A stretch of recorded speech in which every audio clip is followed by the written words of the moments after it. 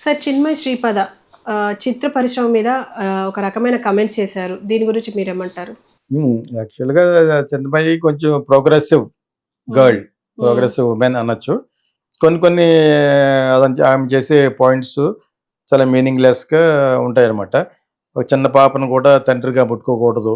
అయ్యి అన్న దాని మీద మనం చెప్పాం. చాలా గట్టిగా చెప్పాం. Still I like her voice, songs, dubbing voice చాలా ముద్దుగా మాట్లాడుతది. అన్నీ బావుంటాయి తను. కానీ ఇటువంటి కామెంట్లు చేసేటప్పుడు మీరు అడుగుతారు కాబట్టి నేను చెప్పాలి. ఇందులో మటుకు తను చెప్పింది 150% కరెక్ట్. క్రిమినల్స్ ఆళ్ళు ఇటువంటి నేర చరిత్ర ఉన్నవాళ్ళు సినిమా ఫీల్డ్‌లో కలిసి చేస్తారు. అందరూ కాదు. ఇప్పుడు ఫైనాన్షియల్‌కి సంబంధించిన ఇండస్ట్రీ ఇది. ఈ సినిమా అనేది ఇట్స్ అన్ ఆర్ట్ హ్మ్. Linked with more money. మిగతా చోట్ల ఆర్ట్ అంటే ఓ చిన్న క్యాన్వాస్ పట్టుకెళ్ళి డబ్బాలు పట్టుకెళ్ళి పెయింట్ చేసుకుంటాడు. ఆ! కవిత్వం రాసుకోవాలంటే పెన్ను, పుస్తకం పట్టుకెళ్ళి చెట్టు కింద కూర్చొని రాసుకుంటాడు. సముద్రం కూర్చొనో లేకపోతే గోదావరి పక్కన కూర్చొని వాడికి ఎక్కడైతే ఇన్స్పిరేషన్ అవుతుందో ఒక అందమైన అమ్మాయిని చూస్తూ రాసుకుంటాడు. ఆ అమ్మాయి పర్మిషన్ కూడా తీసుకోగలదు ఈడు. ఈ ఆర్ట్ అలా కాదు. సినిమాలో ఎక్స్‌ప్రెస్ చేయాలంటే కదిలితే డబ్బులు, కోట్లు కదా! సో, ఇందులో ఫైనాన్స్ ఎవరి దగ్గర ఉంటది? బిజినెస్ పీపుల్ దగ్గర ఉంటది. బిజినెస్ పీపుల్ అంటే ఏంటి? అన్నిట్లికి టకా ముక్క తిన్నవాడు. ఆ అమ్మాయి చెప్పిన దాన్ని నేను సమర్థిస్తాను కానీ నేను ఒప్పుకున్నాను. బట్ అందరూ కాదు. అందరూ న్యాయంగా సంపాదించుకునే ఉంటారు. ఇప్పుడు 'రామోజీరావు' గారు సినిమాలు తీశాడు. క్రిమినల్ ఏం కాదు ఆయన. కానీ 100 సినిమాలు తీశాడు ఇప్పటికి. హ్మ్. ఇప్పుడు ఇంకో 100 సినిమాలు తీస్తున్నారు. ఓకే. ఒక 2, 3 వేలు కోట్లు పెట్టి అవి కట్టాడు. నేర చరిత్ర ఏం కాదు. ఆయన సొంతంగా సంపాదించుకుని అందుకనే ఆయన గొప్ప వ్యక్తిగా అనుకుంటాం. ఒక ల్యాంబరేటరీలో వెళ్తూ ఒక 30 ఏళ్ల క్రితం ఇప్పుడు ఒక లెవెల్‌కి వచ్చాడంటే అన్ని ఎన్నో బిజినెస్‌లు పెట్టాడు. అన్నీ సక్సెస్ అవ్వలేదు. సక్సెస్ అయిన వాటి గురించి చెప్పుకుంటున్నాం మనం. అంతేనా? అందరూ అలాగే ఇప్పుడు రామానాయుడు ఉన్నాడు. నేర చరిత్ర ఏమి లేదు. అతనికి అమ్మాయిలంటే చాలా పిచ్చి. డి. రామానాయుడుకి. ఓకేనా? హ్మ్. సో, ఆళ్ళ ఊరు నుంచి వచ్చాడు యంగ్ బాయ్ గాను. మరి ఎన్ని సినిమాలు తీసాడు మన పుట్టడం క్రితం నుంచి చేస్తాడు సినిమాలు. కదా! నేర చరిత్ర ఏముంటది? నేర చరిత్ర ఏమి లేదు. ఒక చంద్రబాబు నాయుడుని ఉపయోగించుకుని స్టూడియో ప్లేస్ కొనుక్కున్నాడు. అతను నేరం అంటావా? అంటే నేరం అనొచ్చు. అంతేగాని నేర చరిత్ర అంటే గూండాలు, కూనీకోరులు వాళ్ళందరూ కలిసి కాదు. వాళ్ళు కూడా తీసిన సినిమాలున్నాయి. నాకు తెలుసు. మరి నేను హ్మ్. చెప్పాను కదా! ఆ నయీం ప్రాపర్టీని పట్టుకుని ఒకడు నా దగ్గరికొచ్చాడని. ఆ! అన్నానమాట. ఆయనకంత సీన్ లేదని. నీ ఆ ఆస్తి మీద నేను డబ్బులు సంపాదించడం ఏంటి? నువ్వు సంపాదించున్న పిల్లవాడివా? ఆవిడ ఆస్తి పెళ్ళాం ఆస్తి దగ్గర పట్టుకున్నప్పుడు డాక్యుమెంట్ నువ్వే తెచ్చుకో. దాని మీద అంత అథెంటిక్‌గా నీకు వాల్యూ ఉన్నప్పుడు ఏ ఫైనాన్స్ దగ్గరకైనా వెళ్తాడు. ఏ బ్యాంక్ అయినా ఇస్తది. అంటే దాని మీద లొసుగులు ఉన్నాయి. ఆళ్ళు క్రిమినల్స్ అంటేనే. నీకు అర్థమైందా హ్మ్. ఇప్పుడు? సో, ఎనీవే వాళ్ళకి కూడా క్రిమినల్స్ అనలేము. ఏదో విధంగా ఇటువంటి ఒకళ్ళ డాక్యుమెంట్ ఒకళ్ళు పట్టుకొస్తా ఉంటారు. ఒకసారి బెంగుళూరు నుంచి ఒకడొచ్చాడు. నాకు తెలిసిన వాళ్ళు అమలాపురం నుంచి వచ్చి మరి ఎలా పట్టారా ఆడిని? ఆడి దగ్గర ఒక 2, 3 వేల కోట్ల ఆస్తి డాక్యుమెంట్స్ ఉన్నాయి. కానీ జనరల్‌గా నేను వైఎస్ రాజశేఖర రెడ్డి దగ్గర ఉన్నానని నేను కూడా పైరవీలు చేస్తాను అనుకున్నాడు ఆడు. నేను 5 ఏళ్ళు నాకు ఆయన ఇచ్చిన వర్క్ చేసేవాడిని అంతే. అసలు పైరవి ఏంటో తెలీదు నాకు. ఆయన ఆయన పోయిన తర్వాత చెప్పారు. ఆయన పక్కనుండి నువ్వు ఎన్నో వందల కోట్లు సంపాదించుకుంటావు అనుకున్నాను. నువ్వేంటి ఆహ్, ఆహ్, ఏ డిపార్ట్మెంట్‌కి ఆ డిపార్ట్మెంట్ రూ. 1,00,00,000, 2,00,00,000 సంపాదించుకున్నావు అని అన్నారన్నమాట.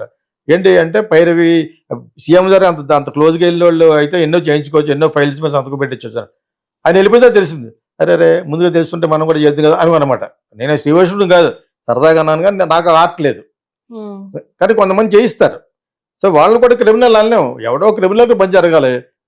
వాడికి ఫైల్ మీద సంతకం పెట్టించాలంటే వీడు రూ. 1,00,00,000 తీసుకొని వాడికి 100,00,00,000 లబ్ధి పొందేటట్టు చేయించడం అనేది ఈ పైరవిగాళ్ళు చేసే పని యాక్చువల్‌గాను.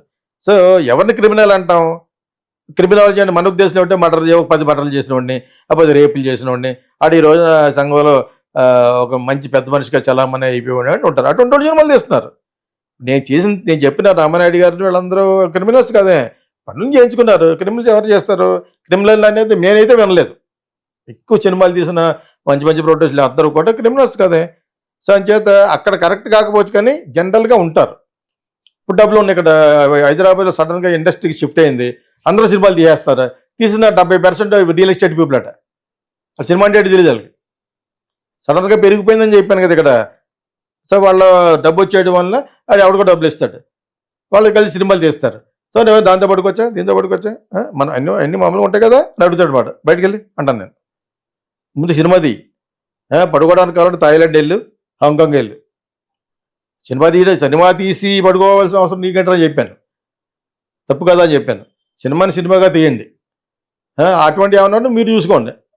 నేను అలాగా ఒక 7-8 మందిని రిజెక్ట్ చేశాను. సినిమాని సినిమాగా తీనేవ్వండి. That I creative fellow. ఇక్కడ ఎటువంటి రొచ్చు జరగకూడదు. ఇక రొచ్చు జరగాలనుకో go to Thailand, go to some other place with prostitution is legalized. నేను ఎందుకంటే నా కంట్రీ ఇన్సల్ట్ చేయట్లేదు, అక్కడ లీగల్. సో అలా చాలామంది నాకు డిస్కషన్కి వెళ్తూ ఉంటారు యదవాశాలు వేయడానికి, మన డైరెక్టర్లే. సో ఇంక నేను మళ్ళీ చెప్పక్కర్లేదు. ఈవిడ చెప్పింది ఏంటంటే జనరల్గా క్రిమినల్ రికార్డు ఉన్న వాళ్ళతో కూడా కలిసి సినిమాలు తీస్తారు. మరి ఫైనాన్స్ వాళ్ళతో ఉంటుంది డబ్బులు.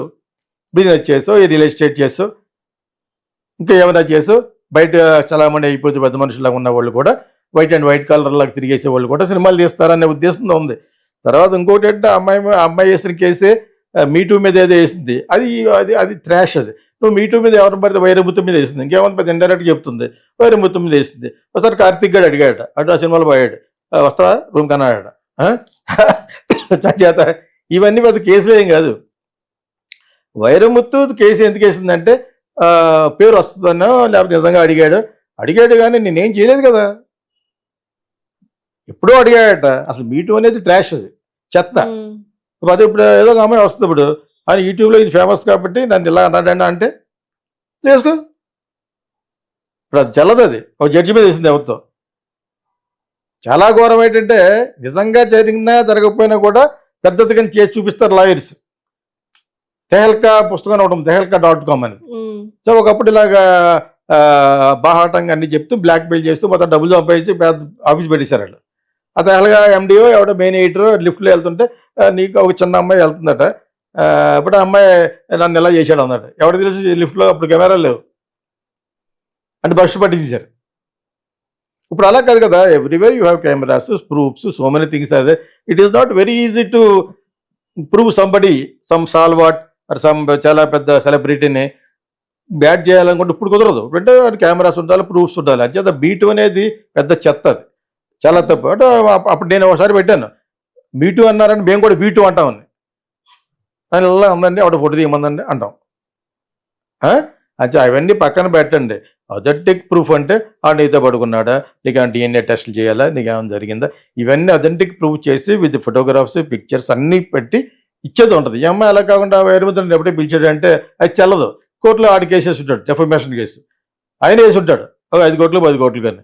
ఇప్పుడు దాని కూడా తిరుగుతూ ఉంటుంది కోర్టులు. మరి దానికి సమాధానం చెప్పాలి కదా. నువ్వు కోర్టులో కేసు వేసిన తర్వాత you have to face the repercussions, consequences. ఆ ఉద్దేశంతో విసిగిపోయి అని ఉంటుంది. అటువంటిప్పుడు అందుకనే అటువంటి వాటికి వెళ్ళకూడదు.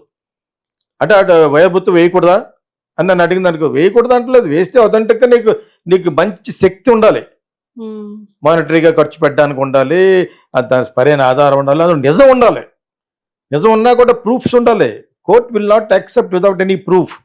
సాక్ష్యం లేకుండా కోర్టు ఉందో. దేవతకి కళ్ళు కొట్టేసి ఎత్తుకుంటుంది, తక్కడ పెట్టుకుంటుందా? దట్ ఇట్ సెల్ఫ్ షోస్ వింటది అంతే.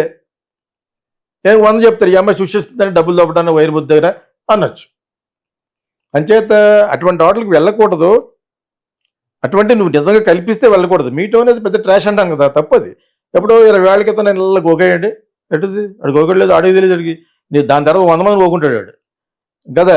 అవన్నీ అలా చెప్పకూడదు. నిజంగా అథెంటిక్గా నేను ఇందాక భావన కేసు చెప్పాను.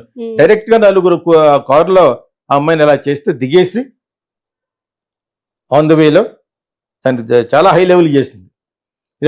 ఈ చేంజ్ రోడ్ ఆపోజిట్కి పెద్దోడైనా కూడా అలాంటి ప్రూఫ్లు ఏమన్నా ఉంటే అందుకనే కేసు ఉంది. ఇప్పటికీ కూడా ఈ has to pay the fee, ఏదో పెద్ద కేసు ఉంటుంది అతని మీద. అన్నీ ఉన్నాయి అతనికి. నువ్వు ఓన్లీ సింగర్, డబ్బింగ్ ఆర్టిస్ట్ గాను, ఒక మంచి ఎఫిషియెంట్ గాను, next I like her by all means. But ఇటువంటి వాటి చిన్న చిన్న బట్టి మరి కోర్టులు తిరగవలసి వస్తుంది. నువ్వు వేసినోడు అవతలోడు అంత చిన్నోడు కాకపోతే మరి బెటర్డాడు నీ మీద నీతో డిఫర్మేషన్ కూడా వేస్తాడు. అలా వేయకూడదు. ఎవరి బడి మీద పడితే అటు కేసు వేస్తే దాన్ని నీకు ఆధారాలు ఏమి లేకపోతే ఏమవుద్ది, డిఫర్మేషన్, పరువు నష్టం వేస్తారు. నీ దగ్గర అంత డబ్బు కూడా ఉండదు.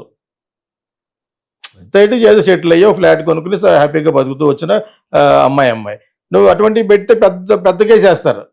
నీ దగ్గర అంత డబ్బు కూడా ఉండదు, అందులో సగం కూడా ఉండకపోవచ్చు.